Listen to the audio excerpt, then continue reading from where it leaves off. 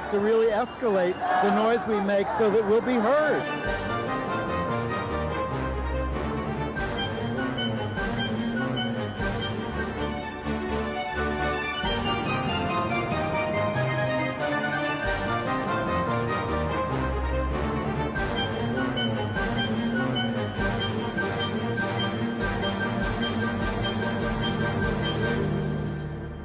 Welcome to Gay USA. I'm Andy Hum. I'm Ann Northrup. And while the Western world reels from another terror attack, legislators in North Carolina, Georgia, and Kansas and elsewhere are focusing on attacking LGBT rights with really hateful bills.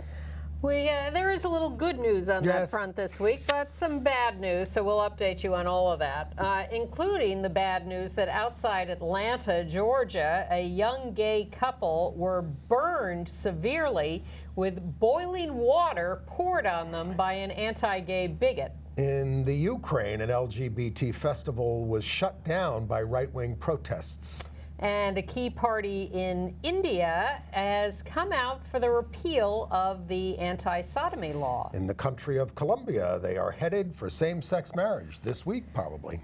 We were sorry to see the out-gay former foreign minister of Germany has died at age 54. The World Psychiatric Association, I never heard of them, but they did something good this week. They called for an end to conversion therapy.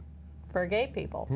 And President Obama, after a lot of poking, prodding, and criticism, met with gay activists, among other dissidents, in Cuba. And I'm going to review Seth Rudetsky's Disaster on Broadway. That's the title of the show. Ann was with me there. And for half of it. And the revival of She Loves Me. But actually the best show of the week was Broadway Backwards. The benefit for Broadway Cares Equity Fights AIDS. Just tell me if I made a mistake by walking out of Disaster. It picked up a little in the second half. Oh, you always say that. But, well, it does sometimes. I think it's my absence that makes it pick up. Sometimes it doesn't get any better. I become a wet blanket sitting next to him, fidgeting. You know? And then I leave, and he's happier. Well, we're avoiding all this terrible news. We'll get to that. But we should also tell you this is the last week of Free Speech TV's pledge drive. So if you're watching us on that system, on the Dish Network or DirecTV or one of the cable systems around the country that carries free speech programming, we should be back on our normal schedule next week, which may mean shows starting on Friday. But check your local March schedule 28th, I think, is the new schedule, right? Yes, that's when it starts. The old schedule, actually. And if you're watching us on Time Warner Cable in Manhattan, where we originate, turn to channel 1993, 1993, and you can see what we really look like. Wait a minute. Let me comb my hair. On the HD network, I will be wearing a bag on my head. Now. Well, I say that actually I'm not scared of high def because I don't wear any makeup aside from a little lipstick. Right. So you're not going to see big gloppy pancake makeup. All right. Enough about us. We're just avoiding some of this news. And, I guess North Carolina is the worst. Well, yeah. I mean, in North Carolina, Charlotte, North Carolina passed an LGBT rights bill a few weeks ago, and the legislature felt they had to come back into special session at $42,000 a day to overturn it and do more. It's just awful what they're doing down there. They had to get 2/3 of the legislature to agree to this to open the session, and they did. And so because the governor, even though he supports repealing the non-discrimination bill, was not so happy about calling the legislature into special session, but the House Speaker and the Lieutenant Governor went charging ahead, actually it was 3/5 of both houses to agree to meet in special session. It's an emergency because the non-discrimination bill is going into effect on April 1st. This is a matter of public safety. to provide for the privacy and protection of the women and children of our state. So those are it sounds like the Confederacy. Yeah, well, yeah, exactly. Those are the anti-trans bills, but they also have a bill that would wipe out all LGBT rights protections in the state. Well, it's one of those bills that forbids any local entity, a city, town, county, whatever, from passing a non-discrimination law that goes beyond what's in state law. And there are several of these. I believe Tennessee, Mississippi, Arkansas passed one. Of course, Arkansas passed one, and it said you can't go beyond what the state does, but because they had a hate crimes bill that had sexual orientation the courts have upheld the Fayetteville LGBT rights law. Yeah. Now, and someone asked if these laws were unconstitutional. Well, they were upheld in Tennessee.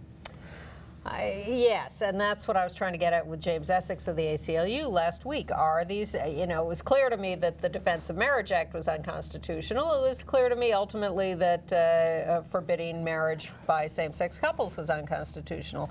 It is not so clear to me that these laws are going to be overturned as unconstitutional, but he says they are.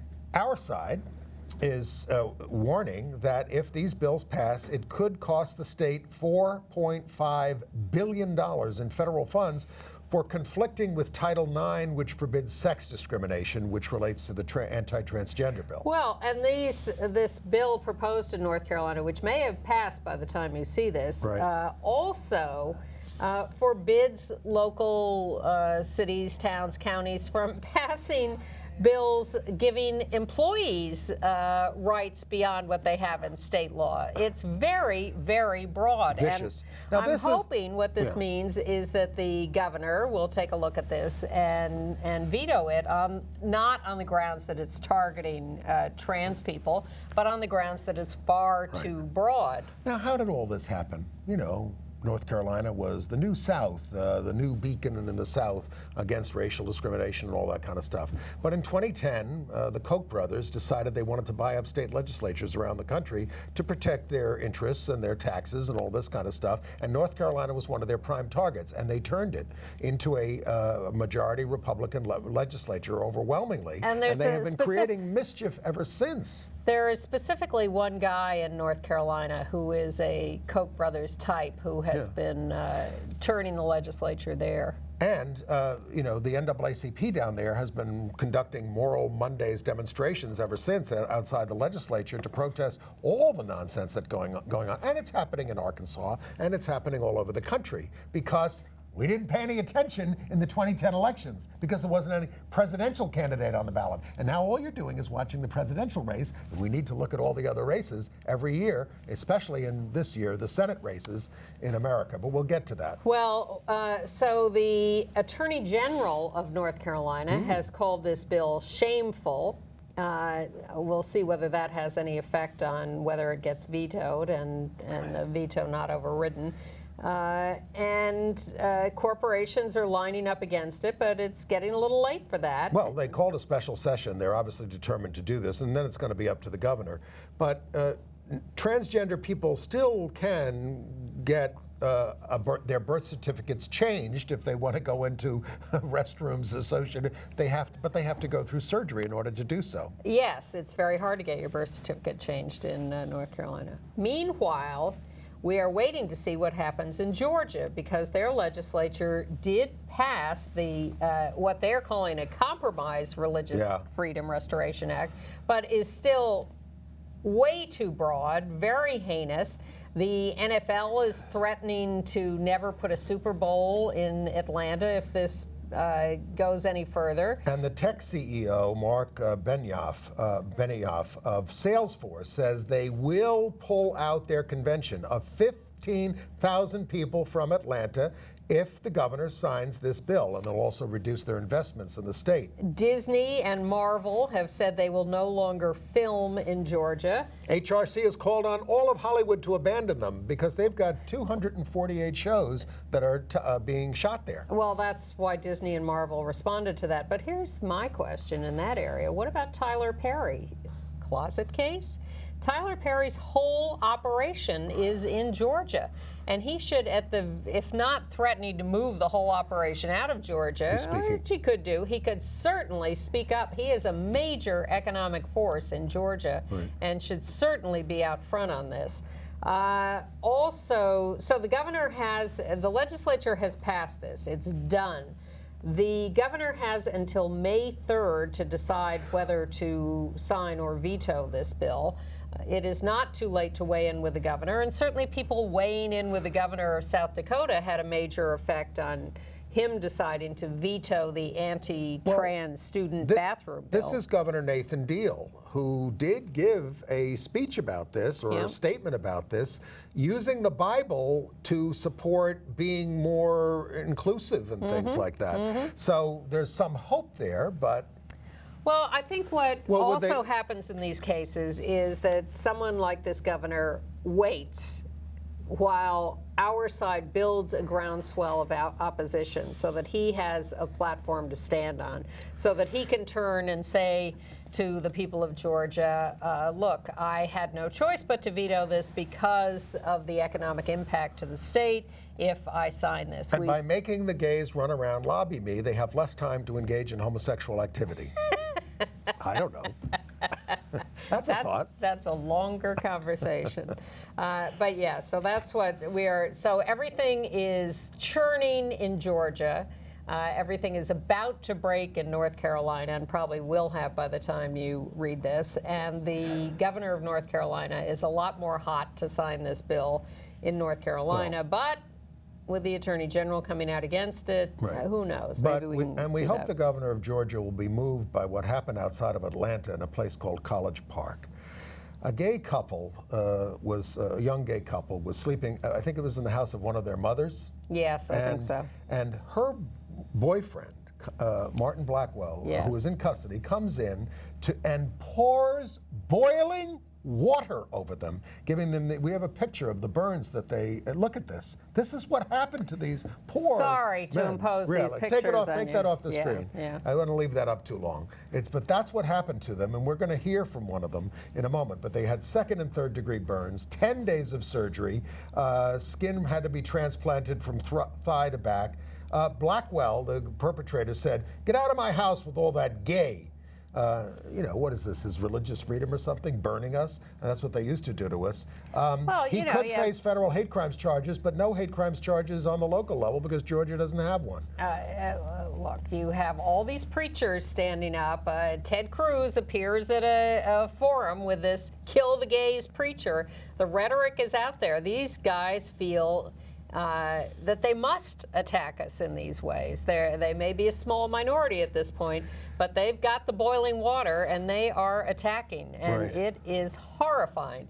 So we have from a local station in Atlanta a couple of minutes of just this, one of the victims talking about what it felt like to be the victim of scalding, boiling water being poured on you when you are sleeping peacefully.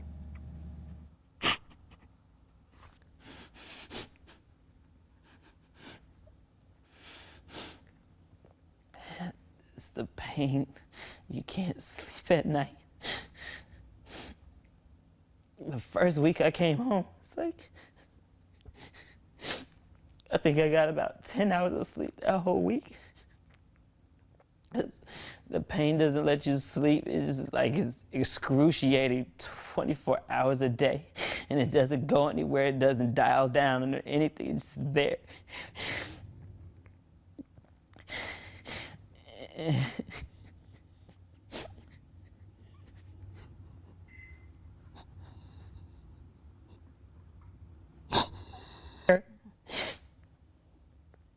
Like, you wake up in the middle of the night and you just cry because you want to sleep and you can't.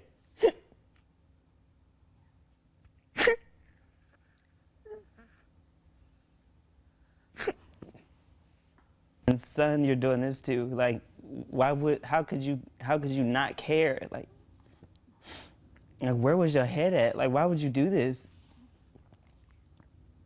You've been able to talk to him? On screen. And when I'm out in the sun, it hurts. Like, it's basically like you're being burned all over again.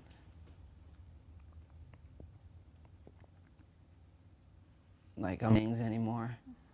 Well, at least not for 2 years. I didn't even see it. Like, I basically just woke up to it.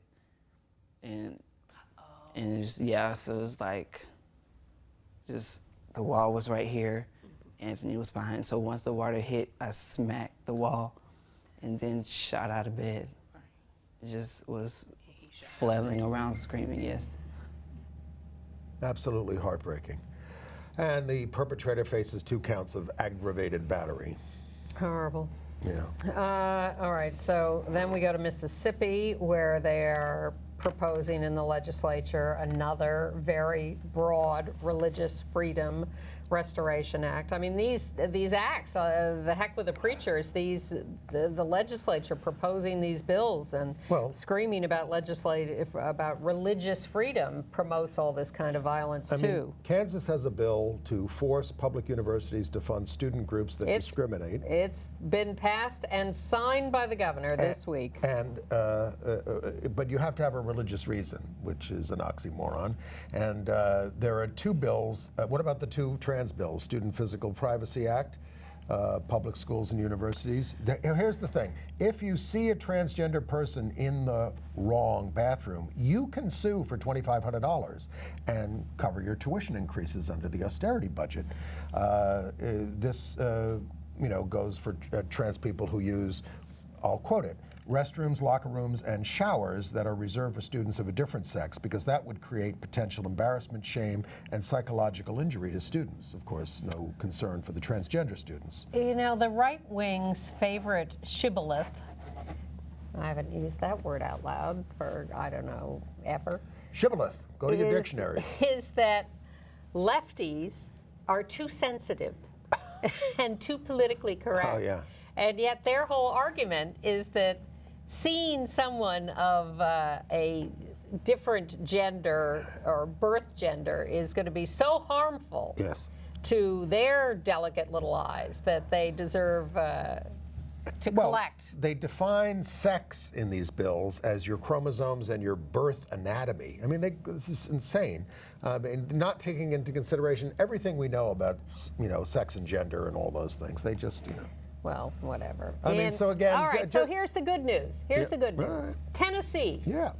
So they had a proposal to restrict trans student access to bathrooms and locker rooms. And as in South Dakota, trans students went and met with legislators, not even the governor this time, but actual members of the legislature. Yep. And guess what? The members of the legislature killed the bill. Well, they actually sent it off for further study, but that is considered killing the bill. Right. And that is great news. Chase Strangio was down there with the ACLU, one of our guests a couple of weeks ago. Yes. Transgender man. That, when you have a real conversation between real people, there is a chance of making progress. But when you rely on myth and fear, then you end up with these bills passing. Well, Nebraska advanced a bill to let faith-based groups, foster care agencies, discriminate against gay couples. And in Michigan, transgender people, this is more good news. Transgender people are no longer going to be required to have surgery to change their gender marker on their driver's licenses. The ACLU had sued over it, so they made it an administrative thing. They didn't do a bill. And the other one under good news, Vermont. The Senate there has passed the No Conversion Therapy for Minors bill. Right. That is good news. Speaking of transgender, there was a study out of the Williams Institute that says trans people who identify as sexual minorities, LGB, queer, asexual, encounter more discrimination than those who identify as heterosexual, which is 22% of transgender people. All right, should we go to some political news? Sure. There is an uproar at the moment because the Human Rights Campaign has announced some political endorsements, and they have endorsed Republican Senator Mark Kirk of Illinois. They are endorsing him for re-election. Over now Congresswoman Tammy Duckworth, who has the Democratic nomination. She has a 100% rating from the HRC. He has a 78% rating. And now HRC is saying, well, that's really apples and oranges because the bill is he's in the Senate, she's in the House. And he was out with a coma for 2 years, and he came back and immediately endorsed the Equality Act. And he's been going out with guys all his life. Exactly. He is a closet case, which is probably one reason he is voting for these bills, because if he did not support the Equality Act, he would be facing a much bigger urge to out him. I would say the reason that he's voting for these bills mainly is that he's in Illinois, which is a state, where the Democrats have a good chance of picking up a seat. And we're a nonpartisan show, but I'm just going to say a fact. If the Democrats don't win the Senate, the Republicans are going to continue to block all judicial appointments from any Democratic president in perpetuity, basically. They're happy to do that. So, you know, control of the Senate is such a key thing. And that's my problem with HRC. They can't count. You know, Barney Frank used to say this all the time. This is not the National Manufacturing Association where you need people from both sides. You know, this is a human rights issue, and if the party in power is pledged to blocking all your legislation, you know, then you got to think about what it means to win the majority. All right, let's go into this a little. First, the history. HRC many years ago got into a lot of trouble with its donors and constituents for endorsing the re-election of Republican Senator Al D'Amato in New York over challenger Chuck Schumer, Democrat, who was coming from the House and running for the Senate. And Al D'Amato had gotten a tiny bit better on LGBT issues after a history in the Senate of voting against us. But he had come around to be somewhat pro-gay, and Chuck Schumer had voted for the Defense of Marriage Act, so he was not perfect either. But again, he was a Democrat in a time when we wanted the majority to be the more progressive party. And people just lost their minds over this. And HRC's attitude was, we are nonpartisan, we must support our friends, Al D'Amato has been our friend, and we have a bias towards incumbents. Right. That was very important. Right. And Elizabeth Birch was the head of HRC at that time, and I ran into her at some point in the midst of this, and I said to her, look, I understand you want to support your friends, and you don't want to ditch someone who has been supportive, and so you feel a loyalty to supporting incumbents who have voted for us, and Al D'Amato has done some good stuff, but why not cross-endorse? Why not say either one is acceptable to us? Be the Bar Association. These are approved candidates, not unapproved. And she was adamantly opposed to that. No, we must support the incumbent and reward people who've been our friends. But to me, as this plays out all over again in the Mark Kirk, because people are certainly seeing this as the exact echo of that, it is short-sighted. Yeah. To say that we need a Republican supporter in the Senate, fine, there are votes on which we need Republican supporters. That's absolutely true. But if we didn't have a Republican majority in the Senate, we would not have these dilemmas in the first place. And it so narrows our focus to just us when there are so many broader issues like Supreme Court nominees, like war and peace issues, like the budget, like anything else. Yes, everything. And all of that needs a progressive majority. Well, HRC is not a progressive group. It's just not a progressive group. It's not dedicated to all these things. I mean, when I think of what happened in Indiana this week with this, you know, this new anti-abortion bill that they passed, I mean, it's unbelievable. They're passing a bill that says, if you discover that the fetus has a disability and you can't abort it. I mean, if this, I don't know how they're going to prove this, but you know, it's just unbelievable. North Dakota has a similar law. It also requires the woman to pay for the funeral expenses of the fetus. I swear, you know, even if it's a clump of cells. I mean, this is what's going on in this country, and you know. Well, you know, look at the bigger presidential election. Every single one of the Republican candidates is a right-wing nut. Trump is about to announce his list of preferred Supreme Court nominees, which was written by the Heritage Foundation. Oh, then I had read that he was considering Andrew Napolitano, who's gay. He's the right-winger on Fox. Well, right-winger being the qualifying principle. I doubt the Heritage Foundation would approve him, but maybe they will. It is going to be a Heritage Foundation list. Now, there are people who say, look, Trump, he's a Democrat in wolf's clothing, and when he gets into office, you'll see he'll be malleable. He will change. I myself have flirted with this idea. But the fact is, when people get elected on a particular platform, they stick to that because they want to get reelected and they want to continue the support they've gotten. Well, you know, my friend Ann Northrup used to say platforms don't mean anything. Well, platforms don't mean anything, but presidential candidate statements mean something. The party platform doesn't mean anything. Nonetheless, watch out, because Tony Perkins of the Family Research Council has been elected as a delegate to the Republican convention from Louisiana and will be on the platform committee. Phyllis Schlafly has been on the platform committee for 3 decades. At least they're not on the rules committee. And she watches them very carefully on the gay stuff. You have nothing to worry about, Tony. Yeah, but again, I will go back to saying the platform of the party makes no difference. But the promises that the candidate makes to get elected to his constituents and to the party do make a difference. Now, I have to rant a little about the AIPAC convention and what Hillary did there, because I watched all the candidates' speeches at AIPAC. Good for you. You're a good citizen. I'm obsessed. I watched some of it. I watched every minute of it. It gets a little repetitive. Well, it is, and I do fast forward a little through, John Kasich. But I wanted to see what Trump was going to do with my daughter's about to have a Jewish baby. And his son-in-law wrote the speech. Probably, and Cruz getting very biblical, and Hillary goes in. And, I love the Bible. Well, Hillary, everyone's saying Bernie's pulling her to the left. Bernie's pulling her to the left, but she gets up and 25 minutes on Israel, Israel, Israel, and I have no opinion on this subject. But she does this, and I think, well, that's probably not what Bernie would have said.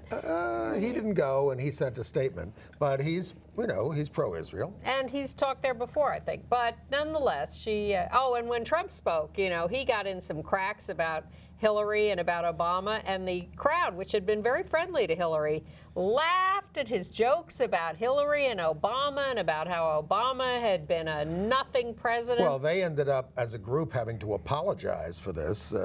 Yes, they issued a statement today, although many of them applauded the speech. Yeah. So Hillary gets up and she gives this very pro-Israel speech, and then a little about how we have to negotiate a 2-state solution or whatever. Nice. And then she says, and the great thing about Israel is, they're such an open society and they're so progressive. And why, look at the Tel Aviv Pride Parade. And I have to say my jaw dropped because, again, I have no particular opinion on this, but Hillary just absolutely exemplified what people charge is pinkwashing. Yes. Using Israel's liberal attitudes on LGBT people, or some parts of Israel's liberal attitudes, to exonerate Israel from its other misdeeds. And I thought, wow, this is first her being desperate to get back in the good graces of the gay community after her gaffe on Ronald Reagan. So she's bringing us up every time she can. No, Israel brings it up too. But she took that. Of all the things she could have said, the Tel Aviv Pride Parade, that was pretty, and it got big applause from the crowd. But there's been no backlash about that. But I just found the whole thing fascinating. There are so many fascinating details in this race. It's the third rail of American politics. Look, someone asked me last night, what's going to happen in this race? And I said, I will tell you what I've told everybody for a year. I don't know. Well, I mean, and I don't mean this flippantly, but, we did just solve the 25-year standoff between the Irish lesbians and gays and the St. Patrick's Day Parade Committee. Maybe we can turn our attention to the Israeli-Palestinian conflict, only because totally intractable. And it does, we will talk about this. We have a picture of this, I think. Are we going to that, the St. Patrick's Day Parade? We can. I mean, seriously, folks, we've spent 25 years and got arrested, yes? Many times. Over this. I covered it and I kept politicians out. There is our contingent in the Fifth Avenue St. Patrick's Day Parade. Over there on the left is Malachi McCourt in his wheelchair. In the center, Edie Windsor, 86 years old, marches all the way to 79th Street from 48th Street on this. So many names we could name who were there. Irish queers kept this going for another 15 years after the Irish Lesbian and Gay Organization dropped out. Paul O'Dwyer was there from there. But I mean, there's a little bit of Oscar Wilde here. The only thing worse than not getting what you want is getting it, because we had to participate in a very regimented parade at the back of the parade. Of course, there was no one on the sidelines when we were there marching up Fifth Avenue, so there was hardly anybody to show any reaction whatsoever. But we had some good reaction. There was no real bad incident about it. It was fine. And next year, it won't be a story. I didn't go. Well, but you made it happen.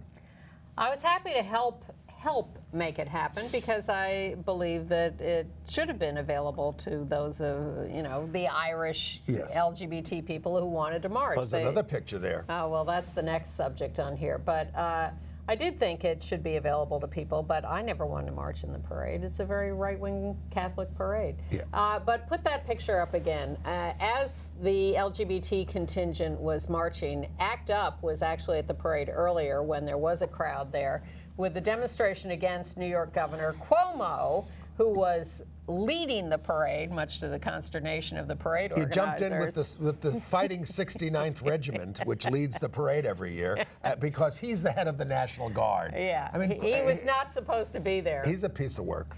Well, ACT UP is angry at him because he has not fulfilled his promise to fully fund the End the Epidemic in New York State effort, and has come through with like $10 million when he promised $200 million. He called these guys the night before, trying to, or had his people talk call them them out of to it. try. He always does this. Yeah. And thank goodness they didn't fall for it. Yeah. Because he did this. He's done this on so many occasions. He gets the demonstration called off, and the next day he's back to his old position. Yes. I mean, he is shameless. Now, he's a politician. Well, he is the guy who coordinated the effort to finally get the final push on same-sex marriage in New York, for which we give him credit. Mm-hmm. But there's a lot of bad stuff here. A lot. Like cutting the City University of New York to shreds. Yeah. Anyway, some other news. Alaska, the Alaska Family Council is now launching a new effort to repeal Anchorage's anti-discrimination law that covers LGBT. It passed last year. In Los Angeles, unlike all the states around the country that are messing with transgender people, they've created a transgender advisory council for the mayor and city council and city agencies to advise on appropriate policies to help the transgender communities. In New York, they have finally approved mixed martial arts. What does this have to do with gay stuff in the state assembly? But, out gay assembly member Danny O'Donnell stood up on the floor and said, "You have two nearly naked hot men rolling around on top of one another, trying to dominate each other, and just in case you don't know, that's gay porn, but with a different ending." I wish we had the tape of Danny saying it.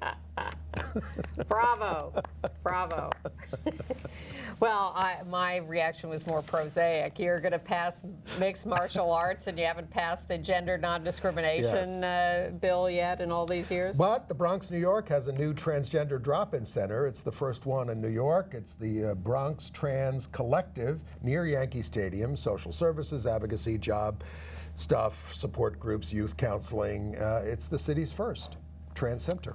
Specific. In the sports world, first of all, as you I'm sure know, those of you following this, we told you last week that the NCAA March Madness basketball tournament had its first out gay player on Seton Hall. They lost in the first round. It was an upset. Yes, they did. But we predicted the upset. Did we? Yes. You did. And so out gay Derek Gordon was out of the tournament in the first round. In baseball, There is a minor league pitcher, Tyler Dunnington, for the Cardinals, the St. Louis Cardinals minor league team.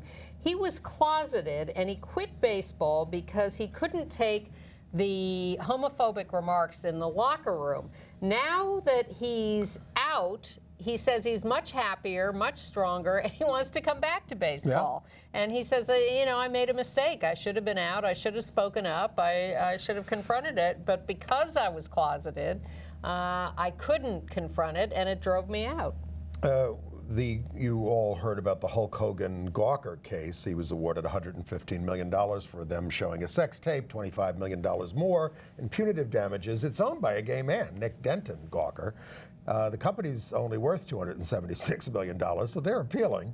And he had already retreated on scaling back some of his more invasive stories, but guilty in this case. He's pretty confident he's going to get it overturned, but... Well, we'll see. Hulk Hogan is making the talk show rounds, but I think this guy, someone from Gawker, is going to follow him. Maybe it'll be this guy. The new head of the American Veterinary Medical Association is an out gay Dr. Joe Kinarney. He supports the Equality Act. He came out late. He was married to a woman and came out in his 40s, I think, or maybe 50s, but is out now and is head of the American Veterinary Medicine Association. He's from Reidsville, North Carolina. Veterinarians are nice people. I spoke to the veterinary college out there in Colorado. Paul Smith, the lawyer who argued the Lawrence v. Texas case in the Supreme Court, says Merrick Garland, the Obama Supreme Court nominee, because we mentioned that he had had some what looked like anti-gay decisions in a few cases in his history. Paul Smith says he doesn't have the slightest anti-gay bias. Nothing in these cases causes me concerns. I read through more details about the cases, and they came up with a fourth case, too. And it's true. None of the cases were decided on the basis of a sort of gay question. They were more technical questions that happened to involve gay people. He's seen as fairly conservative on criminal justice issues, though. Yes, but he's also seen as way to the left of Scalia and likely to make some progressive decisions. The Republicans just don't realize they'd be lucky to have him in many ways in terms of who could be nominated. And back to the sports world, Campus Pride and Soul Force had asked the NCAA to pull away from the religious schools that are asking for Title IX waivers from the government so they can discriminate and still get federal funds. And the NCAA wrote back a letter and said, we're not getting into this. We believe in diversity in our ranks. So we will have bigoted schools as well as non-bigoted schools. Right. Yeah, diversity. Well, in Connecticut, a federal judge ruled that a trans woman who was denied a staff doctor appointment at the Hospital of Central Connecticut can sue for sex discrimination under Title VII of the Civil Rights Act of 1964. The judge embraced the EEOC's interpretation of that title. And you may remember that we've told you periodically over the years about the case brought by Jackie Cote, a Walmart employee, because they would not put her wife on their health insurance system. Her wife, Dee Smithson, has now succumbed to cancer. Very sad, and the case is still ongoing, but our condolences very much to Jackie and our thanks to her for all the work she has done.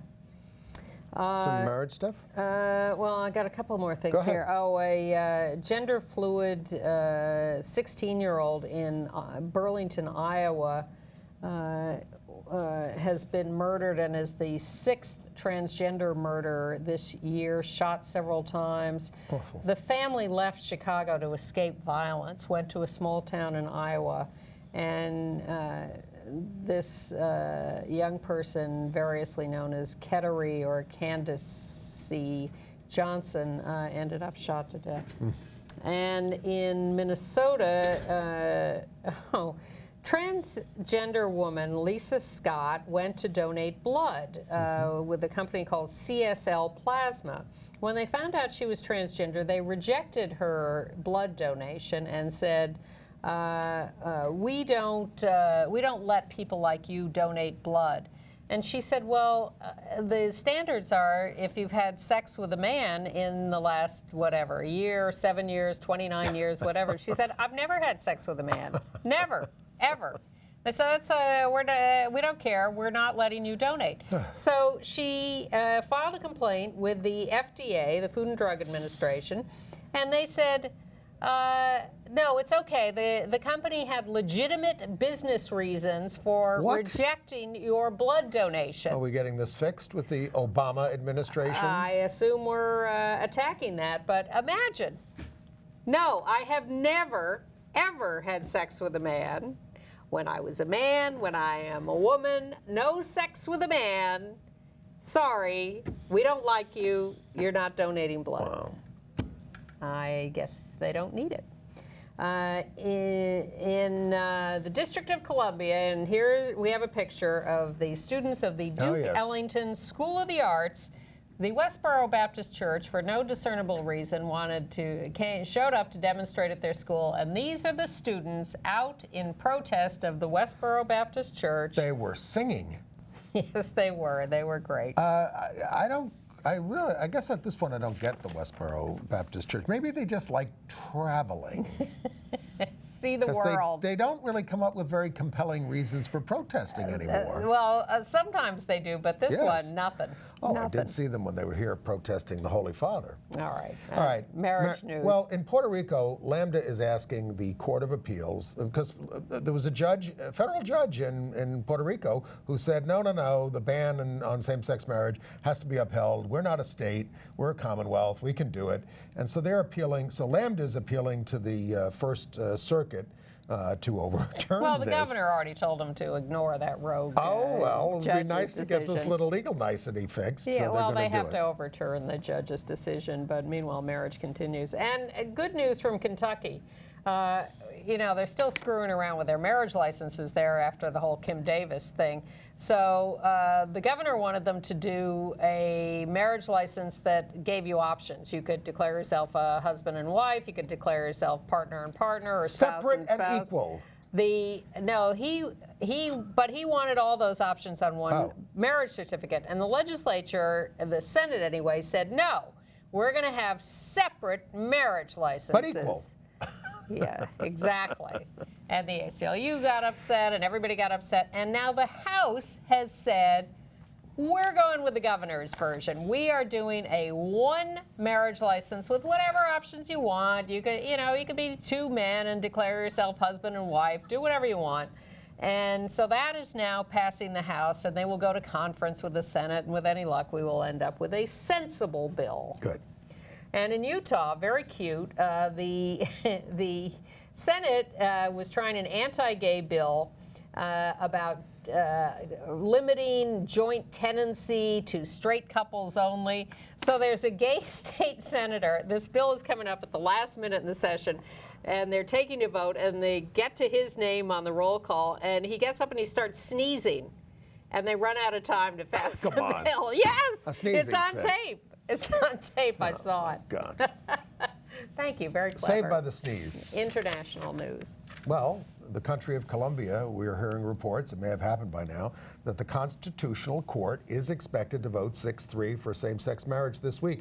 We never know this with the U.S. Supreme Court, but they apparently have lines into them, and this is what they expect to do, because they were proposing all kinds of civil unions things and all that kind of stuff, and those are getting defeated. Well, they've had previous decisions that seem to mandate this, but then the legislature doesn't follow through, and now it's back in the court. They have to mandate it. Andrew Jackson didn't follow the Supreme Court when they told him to let the Native Americans stay in Georgia. Okay. And that led to the Trail of Tears. In the Faroe Islands, there's been a delay in their marriage bill, which has to go through approval in Denmark. They're fighting over whether they need a clause that says clergy don't have to perform marriages. And Mexico had the first same-sex marriage in Tabasco, which I just felt like saying. And they're still arguing over what they're going to do with the marriage law in Australia. And meanwhile, the government is gutting the school anti-bullying program because the Christian right complained about it and said it was too pornographic and too gay. Well, so they're taking the teeth out of the anti-bullying program in the schools. But in Australia also, there was a nice ad for Special K, the cereal, urging women to be more accepting of their bodies. But there was a brief lesbian kiss in the ad, which was objected to by a mother with a 7-year-old son who said, "Why are you shoving this in my face?" But the Australian Standards Board said it celebrates the reality of female diversity. So President Obama went to Cuba, did a variety of things, got pounced on by everyone on the left and right for not being more hardline about responding to the attacks in Brussels. And for appearing with Che Guevara. Well, a picture of him. I mean, the right wing makes crazy things. Hey, that Raul Castro is pretty snarky. Yes, he is. But No Obama, question. I was then surprised after all that debate that Obama went right ahead and met with a dozen or more dissidents. Civil society people. Including a couple of gay activists, one woman, one man. Independent gay activists, as opposed to who were very critical of Mariel Castro, right. as we have been, or I have been. Right. The Mariel Castro crowd are not activists. They are government stooges. Obama complimented them all on their courage. Yes, as well he should. And it was courageous of him to meet with them, given how cranky the government was about cracking down on them before he arrived. They rounded up gay activists as well as the women and the ladies in white and others. They closed down the parks that are normal meeting places. But he went ahead and met with them publicly, and that was a terrific thing. And you need courage if you're going to persevere in Indonesia. We've been telling you about the anti-LGBT atmosphere there that began in 2015 is intensifying. Veteran lesbian activist there says she is being threatened with death on a daily basis if she does not shut down the LGBT group. President Widodo there has been silent about this, but the Human Rights Commission of Indonesia has deplored what's going on, but it just keeps getting worse. Well, in a rural province, the cops claim to have disrupted a gay wedding, but it turns out it was a man and a transgender woman, and they had full family support, and it was a perfectly peaceful event, but until the cops charged in and disrupted it. Shall we go to the former Soviet republics? Yeah, sure. Well, in the Ukraine, they have we have video footage of this. Yeah. They were going to have an LGBT festival at a hotel, and it was shut down after right-wing protesters, 200 of them, disrupted, shouting, "Kill, kill, kill." So then the right-wing protesters had a clash with cops out on the street as the 50 attendants, the LGBT attendants at the conference, were being taken away in buses for safety. These are all the hundreds of right-wing protesters chasing the cops, chasing the buses, throwing rocks, yelling. It's very dangerous and scary there. I think the World Psychiatric Association should condemn it. More about that later. We're going to talk about the UK ambassador to the Ukraine. Yes, the British ambassador to Ukraine turns out to be an out lesbian. She is Judith Goff, 43 years old, and she is quite outspoken about the horror of these anti-gay attacks. Yes. And she's very cute. It's a very interesting interview. She said the Foreign Office treated homosexuality as a character defect until 1991. You couldn't give blood. Goff has a female partner, 2 kids, 3 and 11, and she says she owes it to her kids as why she came out, so that they can have the confidence about their family situation when they're in society. She said there are a few role models for LGBT Ukrainians and frequent acts of anti-LGBT violence. But the Ukrainian parliament did outlaw anti-gay discrimination last year, but that's just something you do to try to get in the EU. Yes, you know? and the U.S. has sent some gay ambassadors around the world, including to places like the Dominican Republic and Vietnam and others that are a little tough. But you don't hear about lesbian ambassadors from the U.S. In particular. Interesting. I'm willing to stand corrected if I've missed someone, but I'm quite happy to see her in Ukraine, which is a tough post. Meanwhile, in the other former Soviet republic, Georgia, the parliament is pushing a constitutional amendment against same-sex marriage. The gay activists there say, we never pushed for it. Stop scapegoating us. Stop demonizing us, is what they're saying, and that's what happens. That's what these things are politically. Well, it's hard to say what in the United Kingdom, what the National Union of Students LGBT campaign is doing in terms of demonizing or not. They passed a motion to end committee representation for white gay men because we aren't as oppressed as LGBT students of color or trans individuals. Now, you know, when you get into comparisons, you can always talk about who's more, but there's still a problem with discrimination against gay men in society as well. So it was a off-putting kind of proposal, I think. Reparations, yes. Overrepresentation of the underrepresented, sure, but not exclusion of anyone in particular. We mourn the death in Germany of the out-gay former foreign minister from 2009 to 2013, Guido Westerwelle. Yes, I think that sounds right. 54 years old, of leukemia. 54. He kept Germany out of NATO's incursion into Libya. He was the first out-gay leader of a major party, the Free Democratic Party, that governed in coalition with Angela Merkel before she, you know, moved on to another coalition. Current U.S. Secretary of State John Kerry said he was a champion of democracy and human rights. He's survived by his husband, Michael Mrantz. They issued a statement on Friday saying, "We are thankful for an unbelievable great time together. The love remains."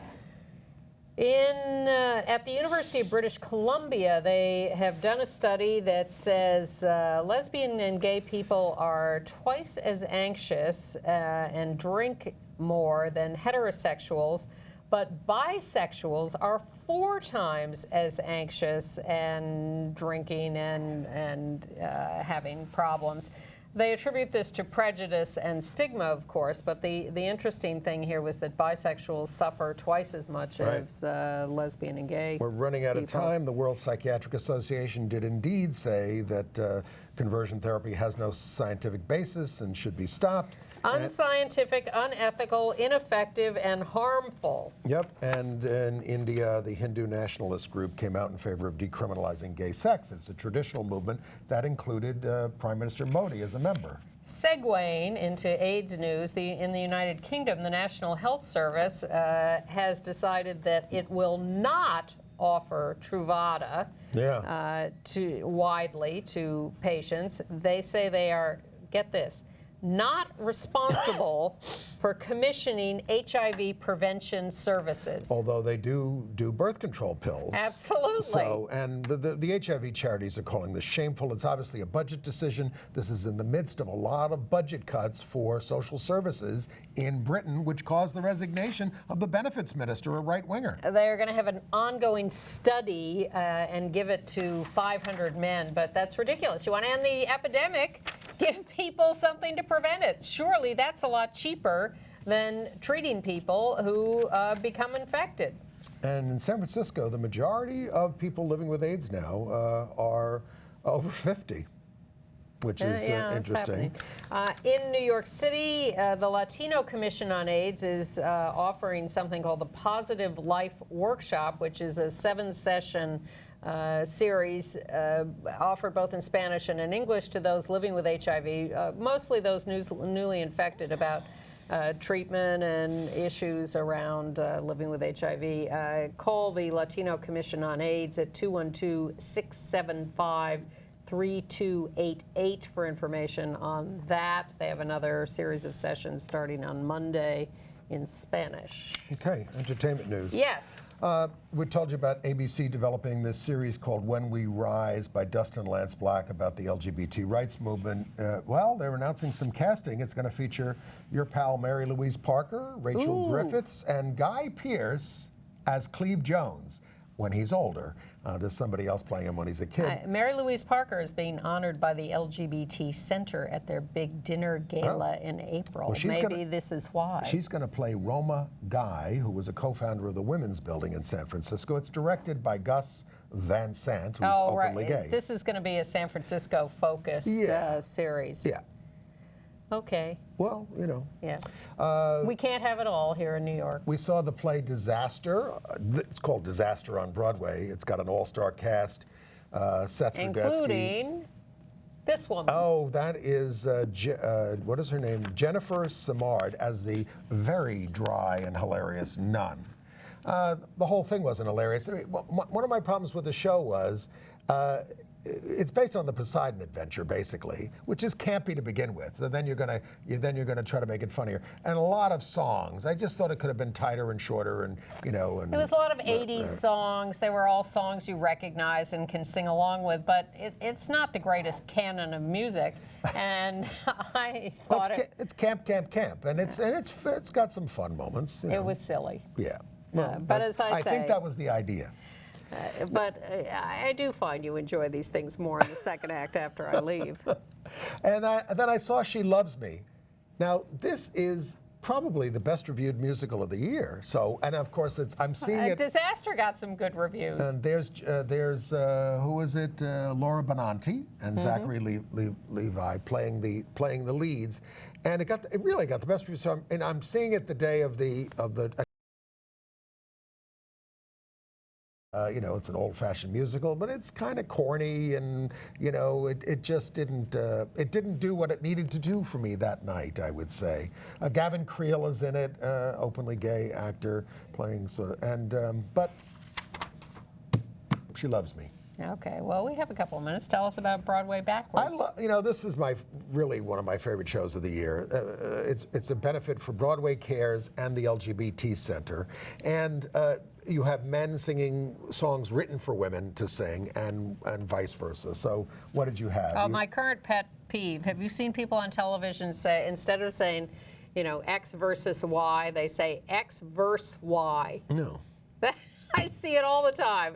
Drives you me could say nuts. V.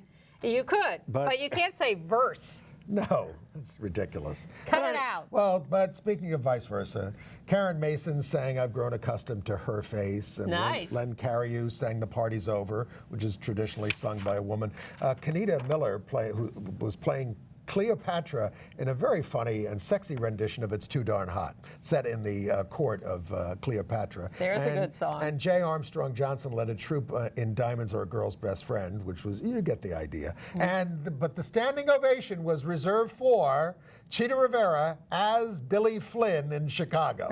I mean, it certainly brought people to their feet. So kudos to everybody. It's directed by Robert Bartley and they just do. It's so gay.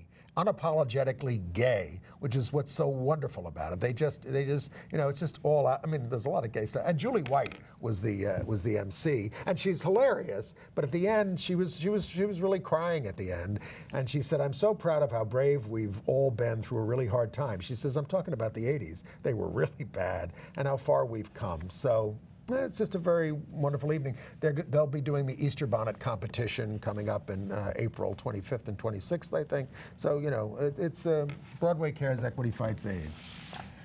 Okay, well, that's a nice note. And I will say the cast of She Loves Me did a wonderful pitch for Broadway Cares at the end of the show. Good. I'd tell you more about the latest of I Am Kate, but we'll save that for next week. Okay. And we will see you next week. Thank you for tuning in. I watched the part. I happened to stumble upon I Am Kate when she was going on and on about Cruz and all that stuff. It just was, wow. Kate Bornstein looked very uncomfortable. They were all uncomfortable, as were we. Yeah. Bye.